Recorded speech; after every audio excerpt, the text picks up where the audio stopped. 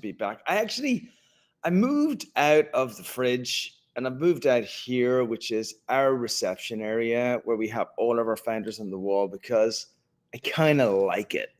And even at the risk of somebody walking through the door, I still kind of like it.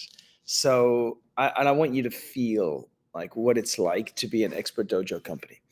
Today, I want to talk about investors, and I want to talk about investment, and I want to talk about how you get both. And we're going to dig into perseverance and other things as well. But I really want to get back to this investment issue because we spent a lot of this weekend focusing on audits for our companies and how do we make sure that you're in the best place. By the way, if anybody has questions about investment, and if you don't have questions about investment, I give up. But any questions you have, put them into chat. If you put them into chat, I will answer them and we'll make sure that you get a really good feel for it, okay? But other than that, we're going to talk about investment, right? And so we spent most of this weekend speaking around audits and audits for our portfolio companies. And then I had a call a couple of moments ago with a new company that we really, really, really like. And we think this company's got really great products. And I said to the company, I said, I would like to know if you have, when your Series A is going to be. And they said, well, we're not sure, maybe like 2 years or so. But the problem with Series A in general is that if you don't know when your Series A is going to be and you haven't got it planned out, like how do you expect an investor to invest into you? It's too difficult. But you think just by raising some money, people are going to be impressed? Nobody's impressed if you raise a pre-seed round or a seed round. That's table stakes these days. My mom could raise a pre-seed round or a seed round. My mom's very good, by the way. But still, she shouldn't be able to build it, but she can because it's not important. Important is Series A. And what's happened is this. Pre-seed and seed to Series A has stretched so wide that has now become the eye of the needle. Anybody who is raising a Series A, God bless you. Your investors are feeling richer just because you raised a Series A. Series A has become so hard that I have companies in AI, in deep data, in all of those areas that are doing $300,000, $350,000, $400,000 a month, and they are not raising a Series A yet because it's so hard, okay?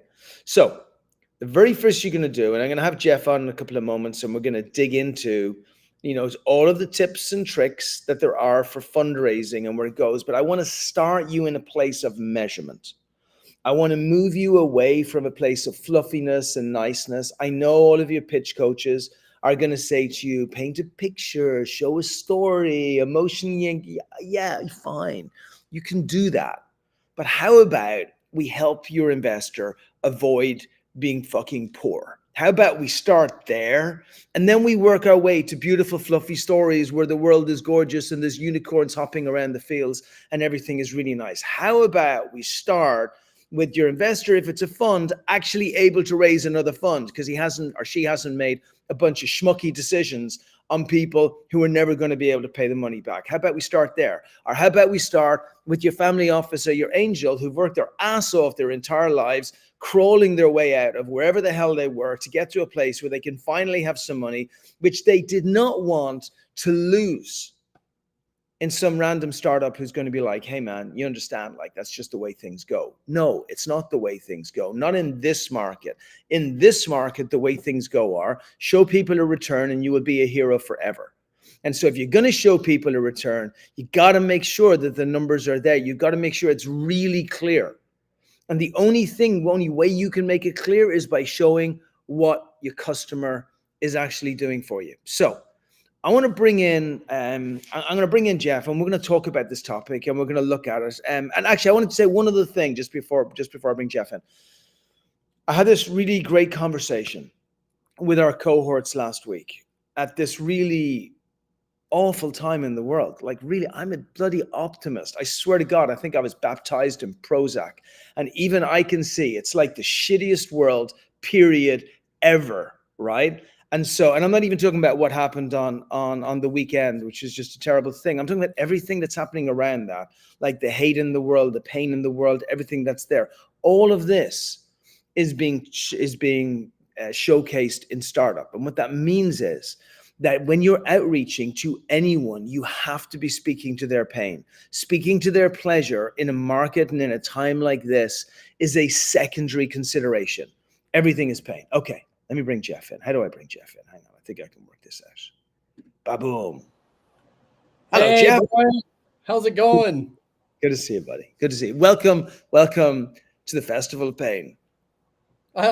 This is awesome. I love listening to your commentary, and just a comment about unicorns and rainbows and and that you are so awesome. It's always fun to listen to you. Well, I know I know there's a part of me where I'm kind of here to entertain myself, but there's another part of me where I know how serious this stuff is. And I know there's so many pitch consultants out there, and they're just telling people, make things pretty, make it nice, make sure you have the deck, make sure the aesthetics and everything are perfect. But at the end of the day, like, we're in a really, really tough time. A really tough time financially. And I know you and your team over there at Forecastr have been working in this space for many, many years. So other than me just standing on my soapbox and just like, I want us to try and get as many really good ways that people can outreach to investors, people can find investors, people can tell the truth to investors. But before we do any of that, I just wanted to lay this foundation of, this is like Neo in the Matrix, right? Sometimes you are not the one, right? Sometimes it turns out you are the one, but you didn't know you were the one because the oracle didn't tell you were the one. But sometimes you are not the one. Sometimes this is not the perfect company. The more careful that you are with investors' money today, I swear to you, the more you are going to win in the future. Okay, cool. So Shashank just put up a note there. Hey, Jack. He is a initial investor who's been courting for a couple of months. He wants 25% for his $1 million. We've gotten so far as his attorney, who said he'd have an ask and a couple of questions. I'm just trying to get him close. Any suggestions? First of all, in a market like this, I can't remember, Jack, where the revenue is and everything else. But in a market like this, for me, I want to get Jeff's opinion on this. But in a market like this, for me, don't worry, the valuation is not important. And I love that you're not even worried about the valuation. You can do more with $1 million today than you could have done with $3 million like 2 to 3 years ago. This is your market to be able to take. If this was a couple of, maybe, I don't know, 10 years ago, I'd be like, use FOMO, show them that there are other angels and there are other people coming into it. In this market, I'm kind of, again, if I'm focusing on pain, the pain is, this is what I'm going to do with this $1 million right now. These are my opportunities that I'm closing like right this second. If I can bring this in this moment, we are going to get to Series A faster. This is how we're going to get to Series A faster. Every moment you delay puts your money at jeopardy. It helps you in no way whatsoever. Here's a list of the prospects. The following day, I would show the list of more prospects. The following day, I would show the list of more prospects and more prospects and more prospects. Don't show the list going this way. Show it going this way.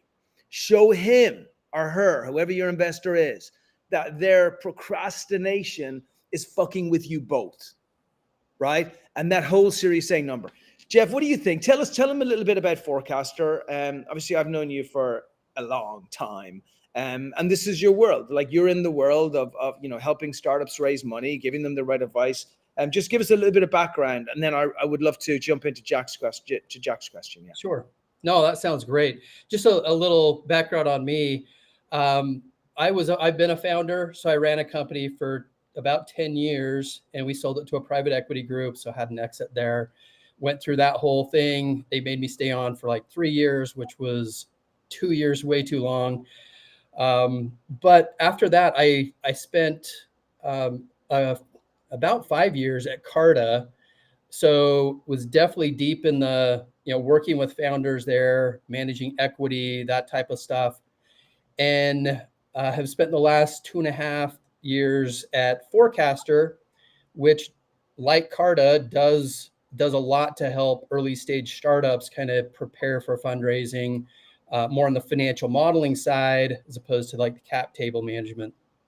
But I've also done a lot of angel investing. And so I've been on both sides, have a portfolio of about 35 companies that I've invested in. And so I've been through, the investor side and kind of what you're thinking and what you're looking for there. And I mean, just to give you an idea of what Forecastr does is when you're going in to speak to investors, one of the biggest things that is a hurdle for a lot of especially first-time founders is knowing how to speak to investors in their language. And the language of most investors is the language of finance. And so being able to speak that language and show them how they're going to make money, because that's ultimately what they're interested in, is what kind of return or potential return does this look like if I put up some money? And so that's really kind of how you have to talk to investors. And the way you do that is through your financial model, showing here's how much we need to raise. So if it's $1 million, it's like, okay, why do you need $1 million? How is it going to be used? And where's it going to get you? How much, what does your runway look like? And so that's really what was appealing to me about Forecastr. That's what Forecastr is doing, helping you figure out, the financial story of your company as you prepare to talk to potential investors. Yeah, I love that. And Jack's come back in and he said, by the way, I love also what you say about speaking the financial language. One of my favorite books, I don't know why I'm randomly jumping into books right now, but you just reminded me a little bit of him. But there's a fellow called Oren Klaff. And Oren Klaff wrote this book called Pitch Anything.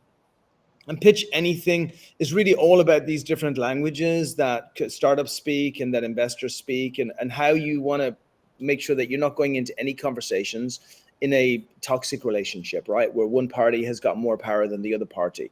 You as a startup have a tremendous amount of power, maybe more than the investor does. Like literally investors only have one thing to do, which is to invest money. If they make a mistake, they're screwed, right? You get to iterate the company multiple times to be able to break the thing through. And so Jack said, we're going to come back. I will come back to a few comments from Oren Klaff, but I just highly recommend anybody who's here, get the book, have a look at it. It will teach you the mindset of how to speak with investors. It's really funny. Like it's actually not dissimilar to Men Are From Venus or Women from Mars. But going back to Jack. So Jack is pre-revenue, pre-build. Okay, I'm going to add one extra comment just based on what Jack just said there.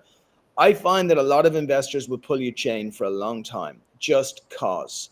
And the problem with pre-build, like if you're doing revenue and you're doing like 20, 30, 40K a month, you're growing at 200%, you know that like whatever investors you're engaging with, they're investors who they have enough information to have trust and belief in the product. But when it's pre-revenue and pre-build, the problem is they're guessing, right? And they're guessing just based on a personality. And literally anybody they speak to on any particular day can mess with that whole guessing instrument. Like they can be speaking to their husband. Their husband's like, are you crazy? You're going to invest in this guy or gal because you just think they're really good. Like, where's the data? Where's the numbers? Where's the finances? There's like nothing. Oh, well, I just think he's really, and so there's more things that can mess with you.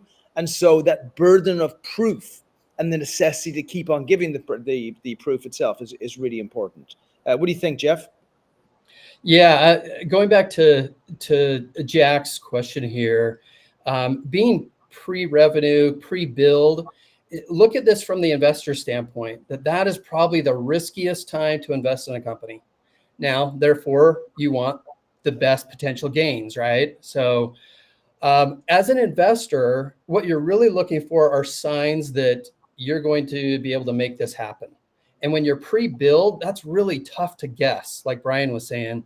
So as you get into, what is going to put an investor over the edge when, you're pre-build, pre-revenue, it's things like, building that confidence to say, hey, here's the early signs of success for us. And maybe it's customer testimonials or LOIs.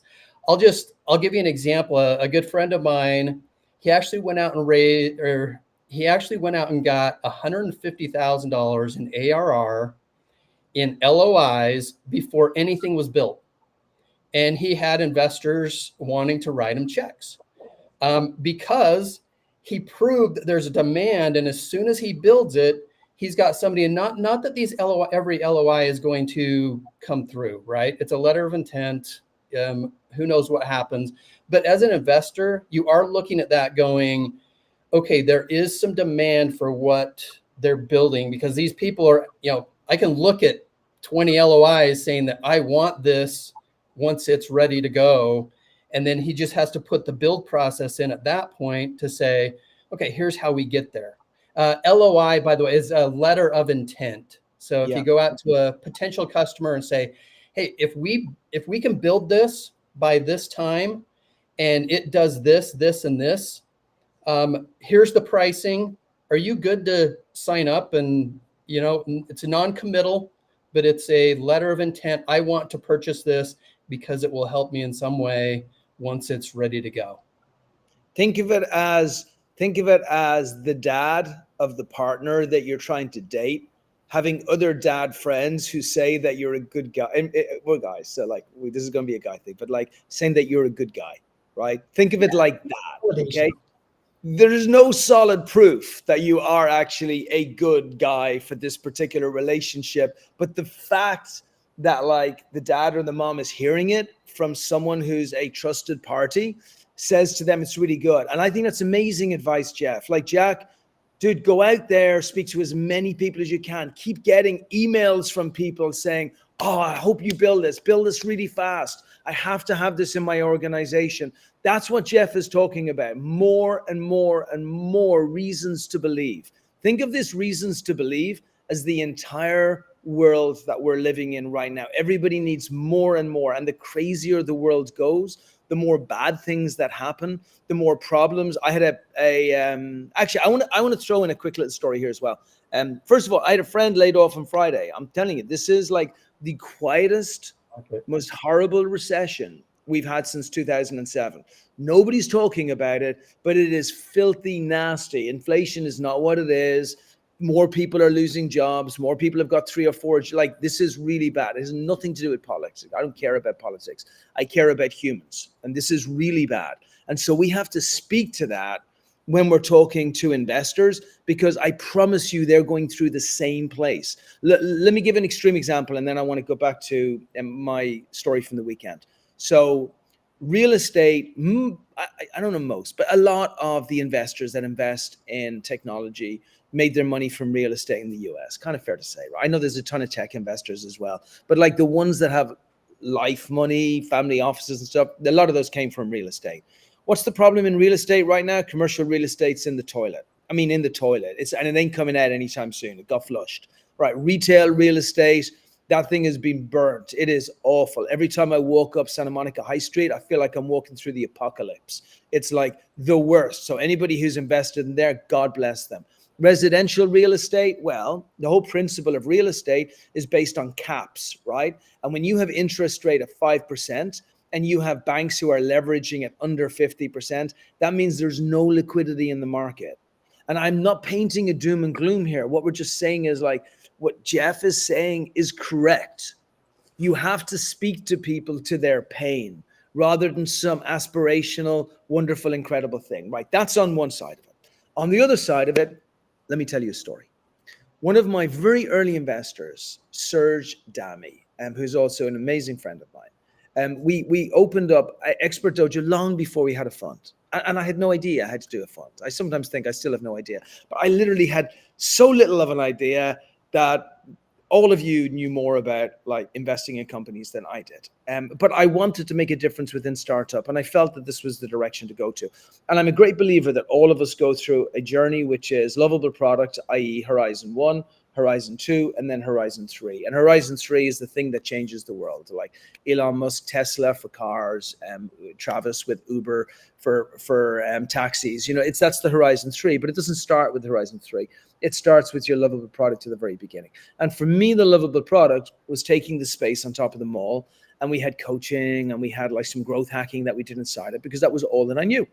And then Serge was one of my customers here on growth hacking. And Serge said to me, Brian, if ever you think of doing a fund or doing anything, I'd like to invest. And he had never invested in any other company, like ever. And I don't know that he's invested in a company since. He's done real estate and he's not ridiculously wealthy, but he had enough to be able to put some in. And there was one day where we decided to do the fund and we decided we were at a venture studio. It's even worse of an investment. It's like literally the worst you could ever invest in. I don't care what you have out there. And I went to Serge and I'm like, Serge, we're going to do a venture studio. I would like you to invest. And he said, absolutely yes. And at the time I thought, oh, that was just really easy. But as it turned out afterwards, I spoke to him on the weekend And he's like, you know, the funny thing, he said, you came to me on my birthday. And he said, I didn't have a ton of money to invest into it, but you came to me right on my birthday. And as you asked me, a light shone through, like the skylight that you and I were speaking under. And I said to myself, what a wonderful birthday gift. And he became a great friend afterwards, and he's incredibly spiritual. But for him, he's like, I knew the world was going to go to an awful place. And I wanted to make sure that I was surrounded by people that were going to be able to do like a really, really beautiful story. But I want to just take you to a place where there are two parts to this story. The first part is that in this market, on a general level, you have to speak to everybody's financial need. That has to be your your default go-to. Financial need, pain, how do I show as much belief as I possibly can that this is going to work? But there are also people that you have to spend a moment to understand that will have a different objective. They will be coming from a different place. And you need to learn to listen to those people, because Serge didn't care about any of those things at that time, even though that time was actually 06, 07, 08. It wasn't a great time. And he cared about the fact that for him, this was an incredible alignment that he had been looking for a long time. And even if he had only had that $100,000 in the bank, he would have put it into Expert Dojo. So discussion, Jeff. Yeah, no, I think you bring up a really good point there, Brian, in that especially early stage, but even later stage, it is so much about the relationship with the founder and the investor, the founding team and the investors. Because, I mean, if you think about it, when you're early on, especially, the investor is taking a big risk, not knowing a lot. I mean, not having a ton of traction like you would in a public company, for example, where you can go back and look at historical trends and all kinds of data. But the data they have is, this is a founder. How much do I believe in this founder that they can execute on the plan that they're putting forth in front of me?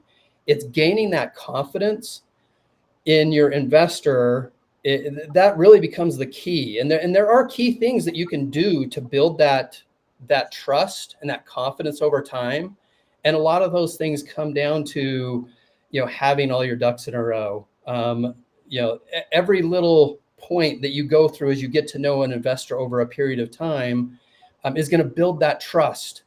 And that's why it's important to, early on, I tell all all of the founders that I work with, make sure you've got a company update list so that you can ask an investor when you start to first get to know them, can I put you on my company update list? Most investors will say, yeah, sure. No risk. I would like to, know how things are going in the future anyways. But if you can do this 12 months in advance of you having to raise capital, now you're able to update your investors, keep your company top of mind, and be able to build trust along the way by saying, okay, here are the things that are going really well. Here's what we accomplished last month. And here are some of the challenges, and being transparent that here are some of the challenges, and then any asks that you might have, feel free to share that with the community. And you can build this list over a period of time. And if you're consistent with it, that builds trust. If you start to show good numbers and good things that are happening, that builds trust.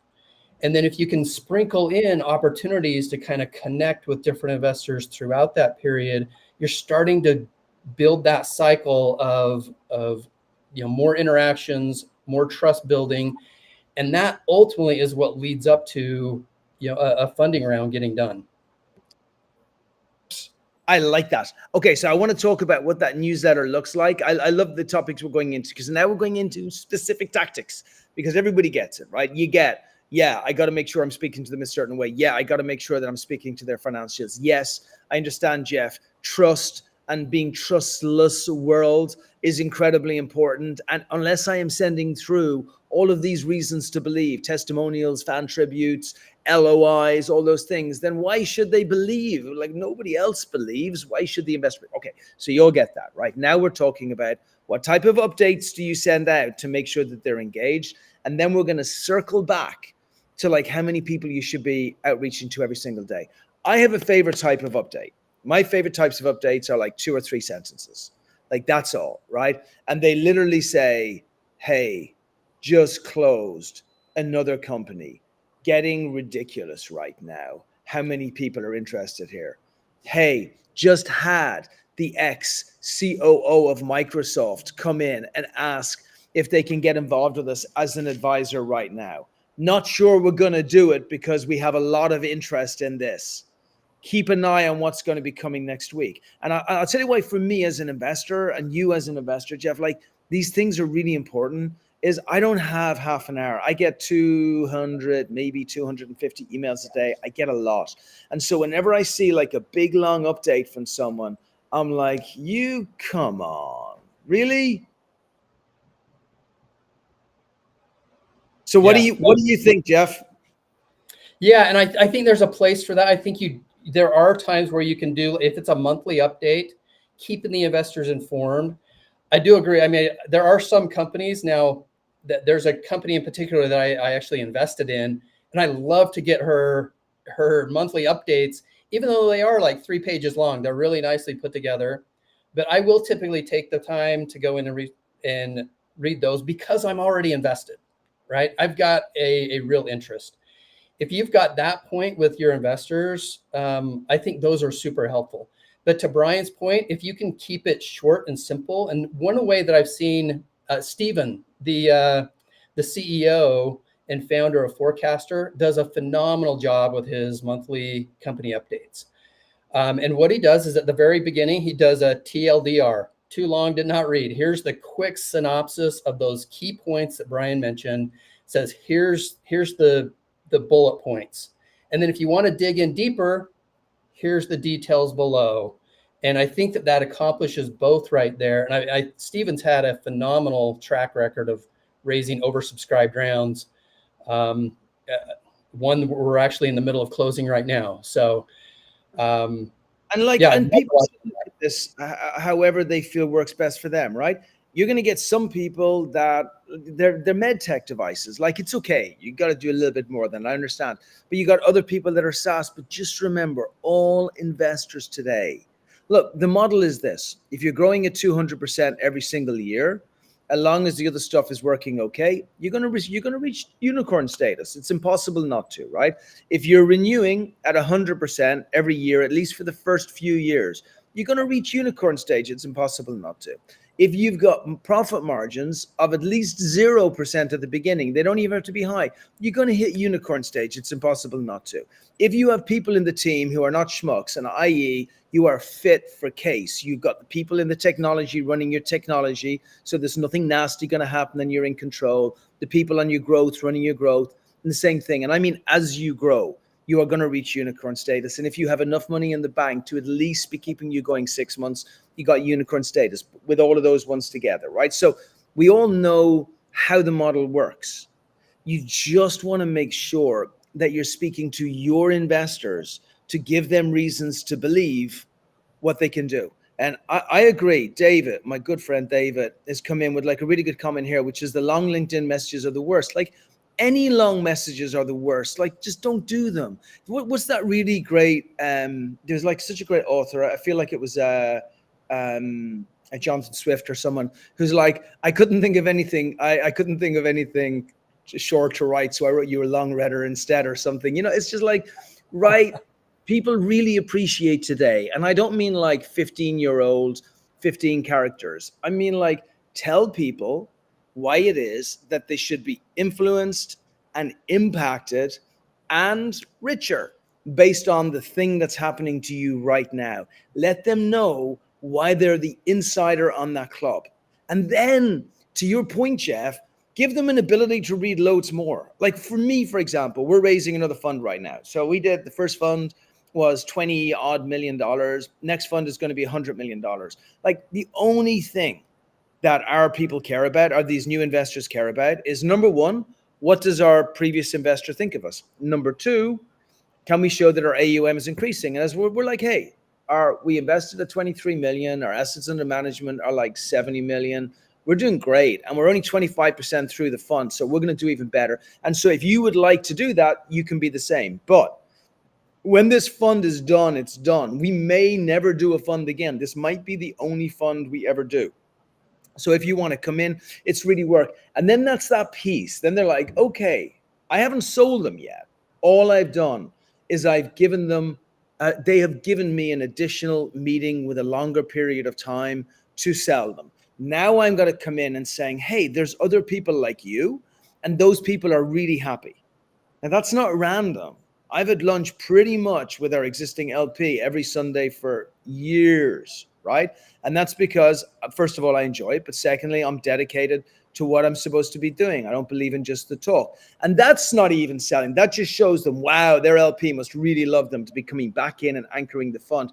That's when we say, but we haven't told you the thesis yet. When you hear the thesis, it's going to blow your mind. And these first two things have allowed us to sell them. So as you're all thinking of your outbound, think about what are we doing in that extra thing that's actually going to allow us to really sell them? And are you using that to reinforce? Any other thoughts on that, Jeff? And then I want to go out to the outbound, because the outbound is the biggest problem. Most people suck at outbound. Yeah, I agree.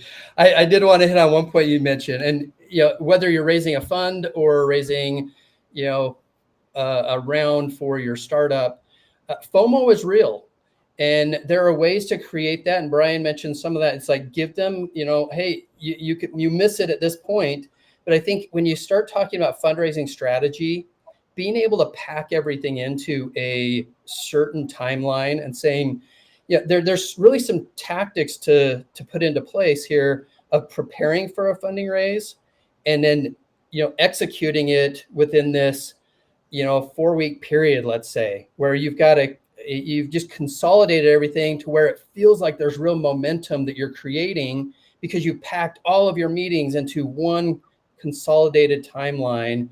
And now you can kind of foster that FOMO of, we're leaving here to go talk to, Union Square, whoever else we're talking to. So there are some tactics like that you can deploy, but it becomes like preparing for that fundraising strategy well in advance of actually jumping into it. Yeah, I agree. It just randomly came to mind, but I also think authenticity is probably more important today than even back 5-6 years ago when we were kind of touting it as the latest marketing tactic. I think everybody's so used to being lied to right now that somebody who actually tells the truth, even if it's a shitty truth, is like, wow, you just told me that you suck. I've never had a founder ever come to me. And by the way, look, I'm also working on this myself, so I'm not casting out, but I've never had a founder come and say, our company failed. And really, I looked into why it failed. And I thought maybe it was the money, but it's not. And then I thought maybe it was like the investment raise, and it's not. And then I thought maybe it was the client. It's not. It's actually because I suck. Yeah. That's never happened ever. Nobody's ever said that. But if they did, it would really make me think, wow, that's an incredibly honest founder. And the day when this founder gets past that suckiness, I would invest again. But the other people, you struggle too. And so I'm not telling you to tell all of your potential investors that you suck, but I am saying that if things are going not so amazing in your business, like, investors have been around for long enough to know how this game works. Whoever says everything is perfect is lying. Okay, so the more that you share, the more that you build a relationship, the more trust that you start to build up. And God forbid, the more that people that you thought might just be money actually can help you with the things that you're doing. I mean, Brian, that's a great comment. And I think, just being honest with your investors and owning the truth, it goes a long way in building that trust that we talked about earlier. I mean, I think back to Stuart Butterfield, the CEO of Slack, and before Slack existed, he basically went back to his founder, say, hey, look, what we're doing is not working. At this point, I can give you some of the money back because it's just not, we're going to have to pivot in order for this to work. We'd kind of have to do this. The investors kind of came back and said, we like you as a founder. We appreciate the transparency. What do you need to make a pivot? And what does that look like? And the pivot became Slack. billion-dollar, multi-billion-dollar company. So that goes a long way with investors when you can kind of own the truth. I can't stress it enough. Okay. So you're getting all this, like there's some real, we're going to go into outbound in a moment, but there's some real nuggets here for everyone. Number one, really think about how authentic you are being in your relationship with your investors. Like, are you really making them feel like they know what's happening in your company, or are they just seeing the shiny, nice stuff? And really experiment with how you build that relationship with them. And make sure that you're consistently engaging with investors that you're speaking with. You can be like Jeff and you can be extremely polite and you can ask, or you can just add people like I do. I forget to ask and I add them. But if you write like nice short things, people don't generally mind. So we might be right. Hey, it was really good to meet you the other day. I'll just keep you updated. I just do it as kind of an affirmational way. I'll keep you updated. Oh, Shashank keeps putting this up. Okay, good. We'll do that in 1 second. And so like, I'll just say, I'll keep you updated with things that are going on. And then we will have very carefully crafted emails, texts, outbounds that will be sent through to folks as well. Remember to speak in the language of finance. It is the only language that matters. Speak to how you're going to get there. Remember what the formula is, the 200% growth, the renewals, the margins, the everything. If you're always speaking to that formula, you can show you get there. Remember to put reasons to believe in there. Reasons to believe, reasons to believe, reasons to believe. Trust is reasons to believe. Awareness are reasons to believe. Fan tributes are reasons to believe. LOIs are reasons to believe. All these things, okay? You getting it? Okay, we're going to hit 2 quick questions, and then we're going to jump into outbound. So is it customary to go back to your investor and ask for a second investment, and what is the best way to do that? I suppose it depends if your investor hates you or not. But it depends, right, Jeff? Everybody has a thesis for what they do. And our thesis is we put the first investment in, then we growth hack with you. If you do amazing on the growth hack, we do a subsequent investment of $1 million in like 3 years later. That's our thesis. We never change from that thesis. That's all we do. You get other angels who are just angels. You get funds who are just funds. Any thoughts on that? Yeah, it totally depends on the investor. I think you always want to keep that communication line open, especially if you're looking at multiple rounds and going back to previous investors. If you can keep them up to date along the way and continue to build that trust over time, your best first investors in your next round are your existing investors, because the new investors will look at that and they'll say, okay, so these guys know this company way better than I do because they've been there for 2 years or however long, and they're re-upping. It's like my confidence goes way up thinking, okay, they're in. It causes a red flag for me if I see that they're not in. Then I'd go back and ask why. And it might be that their thesis doesn't support that, we don't invest. Once the company hits, Series A, we're out. We're kind of, this is our limitation. Totally get that. But I am going to ask the question why. It's going to throw up a red flag if your existing investors don't invest. I think, was it Simone's question? I don't know if that was also for a new company, but if you're doing a new company and they invested in your last company, if you've got a track record established now, some of the easiest investors should be the ones that invested in you previously. And so, yes, absolutely. Jeff, to your point, okay, I'm going to move off dating for a second. I'm going to move to jobs. Okay. It's the same thing. If you're doing really amazing and you have like blown up a company and the company is doing amazing, like we've just opened up an investment bank in the Dojo and we're bringing in this fella, Ed, who's awesome. If Ed like blows this thing up, he can have whatever the fuck he wants. It doesn't matter. It doesn't matter because we're all rich. So it's okay. It's fine. And so the thing about your investor is if your investor hates you, then there's a high probability that you shouldn't do that, right? If your investor thinks that you're the most amazing company, not person, who cares about your they think you're the most amazing company opportunity in the world, they are going to be delighted to double down if they have the cash and the ability and the thesis to be able to do so. I just find that engagements with your investors is very similar to engagements with your customers. You get to find out how they feel about you based on their answers. The objective is not really to get money. Money will come if you were going to get money. Money will not come if it won't. But what you'll get, which is much more important, is a sentiment as to how they really feel about your company. Like, we've invested in companies, and then afterwards I'm like, Brian, you idiot. And like, they come back for money, and I'm like, no. And they're like, okay, thanks. And then that's it. But they don't dig in, because they don't care to find out what the real root of the cause, what the cause of the problem is. Remember, receiving or not receiving investment is only the symptom. The root cause is what you have to be concerned about. And if you can find out the root cause that you can fix without getting investment, it's still a win. But you would be the small percentage who goes to do that. We got one there from Jack, which I'm not going to put up on the screen because we don't need to put it up on the screen. But he's talking about. Okay, Shashank, just put it up. Okay, cool. That's okay, buddy. That's fine.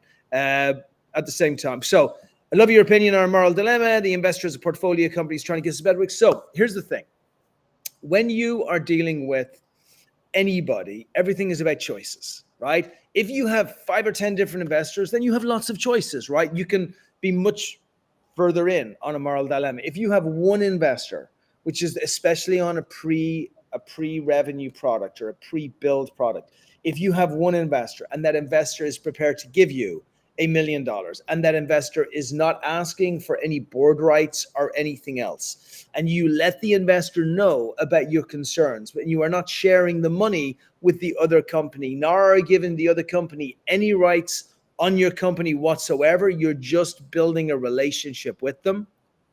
Well, it may be that it's not the perfect way to get in, but as long as you are protected and you are aligned and you are separated, you use the word like scam. I don't want to talk about it too much because, you're saying it publicly, but that is very different. Like, if you believe there's something like totally illegal going on, you have to bring it up with the investor and have a conversation with the investor, very private and confidentially. But also just bear in mind, sometimes our moral dilemmas reflect our moral standing in life.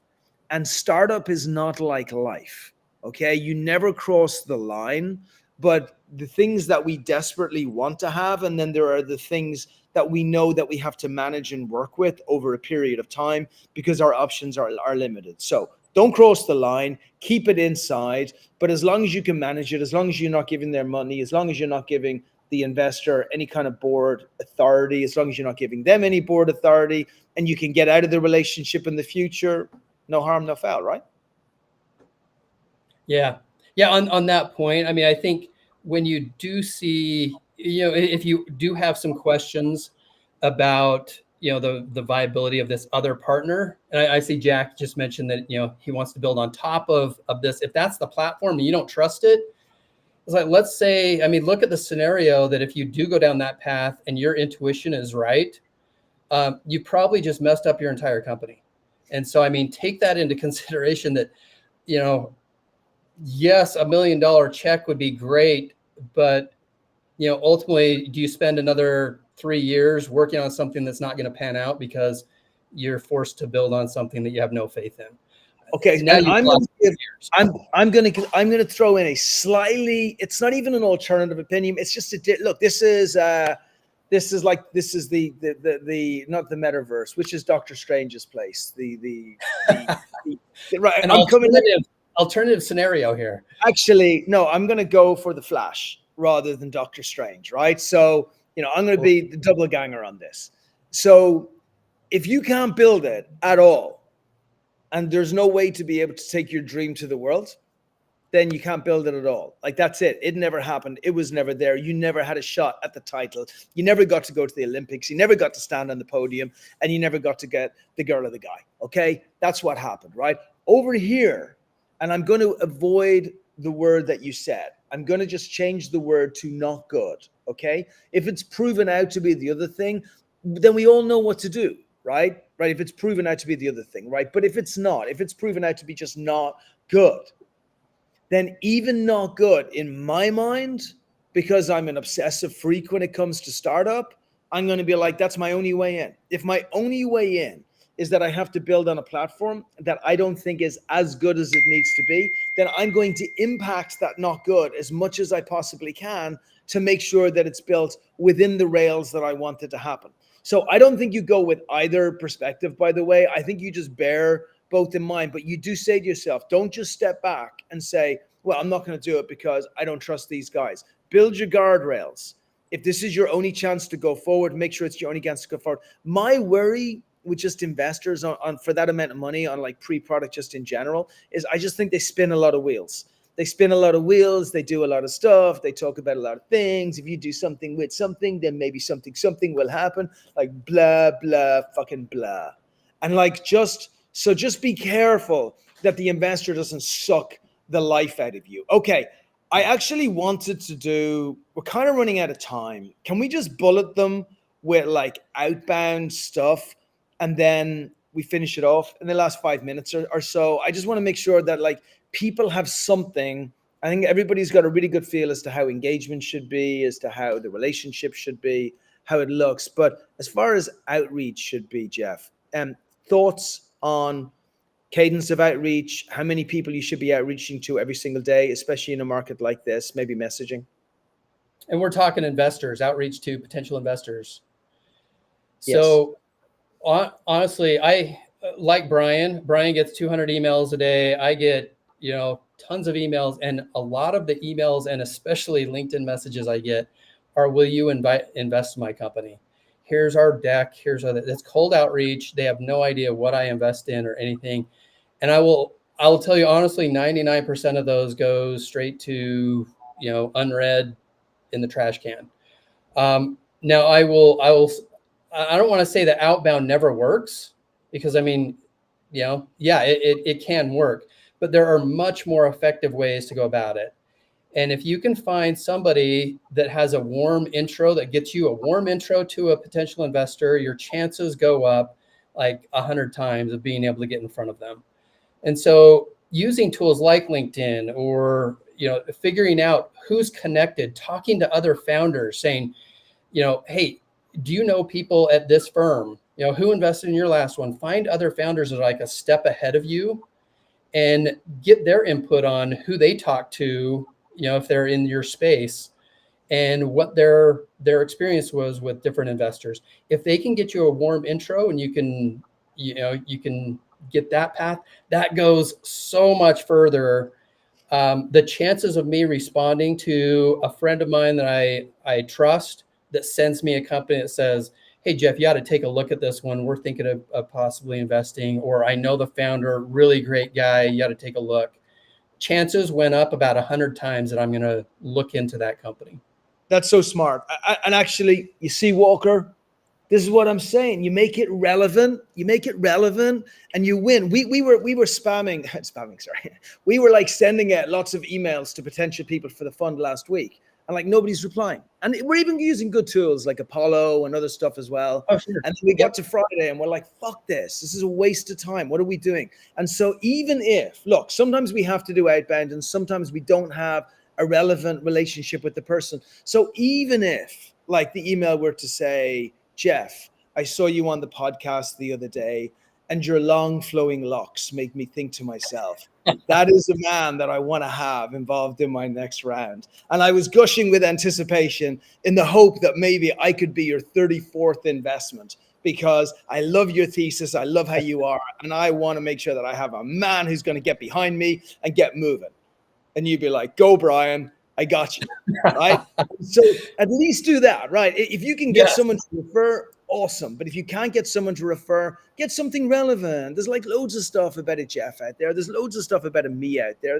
You could hit me with a TEDx talk and they'd be like, oh, it was really good. And I'd be like, oh, really? God, thank you. And then other people will have other things which their ego will pull them into, and they'll be like, oh yeah, I am really good. Thank you. And so just find the way in. It could be through another company they invested in. It could be through an industry. It could be through a client customer testimonial. Give them something that feels uniquely them. It is worth sending some outreach to 20, 25 companies potential investors in a day rather than 250 if you have thought through those people. And so that is amazing. And to your point, if you want to go on super steroids, then you can throw in, like, get other people to do it. I had founders do that before, where she would write a LinkedIn post saying how amazing her company was. She would tag her investors, and then she would send separate emails to her investors saying, I need you to say something amazing about me and to repost it to your community. And if we didn't, she would beat us. And so you can do it in any number of ways, but you have to manage the engagement. Let's go on. Okay. I've been going on way too long. Jeff. That was great. That was awesome. And, this was such a fun topic to kind of jump in here with you on. And I hope people get some good nuggets out of this. This is your world. How can people contact you, Jeff? Because I appreciate you being here and joining the conversation. Yeah, find me on LinkedIn. I'm fairly active on LinkedIn, so connect with me there. And I mean, if you're interested in Forecastr, I know we've actually got a partnership with Expert Dojo where, if you need help with your financial model and building that out, preparing for fundraising, Brian can hook you up with a discount and all that kind of fun stuff. So I can make sure you're okay. We were actually supposed to talk about financial modeling today, but then I got all carried away. Oh, that's totally good. Topics. But it was a good conversation, and hopefully folks got a lot out of this. Like, don't think this is a terrible fundraising environment. This is an amazing fundraising environment. When folks were saying, why are you launching $100 million fund? I'm like, this is the greatest time. Are you kidding me? What, you think I want to do it when there's like a gazillion people all muddying up the water and making all that noise? I want it when there's not. I want it when there is fear out there for investment. And so I just wanted to mention. Yeah, I just wanted to mention real quick that yes, it's a tough environment out there, especially Series A, like Brian said at the very beginning. There's a backlog, and eventually, hopefully, that's going to kind of work itself out. But it is possible, and I'm seeing it with Forecastr. If you're doing the right things, we just had our 4th consecutive oversubscribed round of funding in a very tough, through the very tough fundraising period. And a lot of it has to do with the way the fundraising strategy is executed. We actually have a free resource called Fundraising. It's a fundraising playbook. And Brian, I can send that to you and anybody that wants to. Oh, don't send it to me. You just throw an email in there real quick, and then let people then shoot it over to you guys. And then if you want a copy, I'll send it to you. Yeah. Awesome. Yeah, I want it. I just don't want people emailing me. But if they email you, then we're rocking and rolling. Thank you, my friends. Put your email in there. Thank you, everybody, for joining. This has been a particularly fun session. And yeah, go out there and raise some money and then come back and share some great insights and ways that you managed to get it done. But I appreciate you the most, Jeff.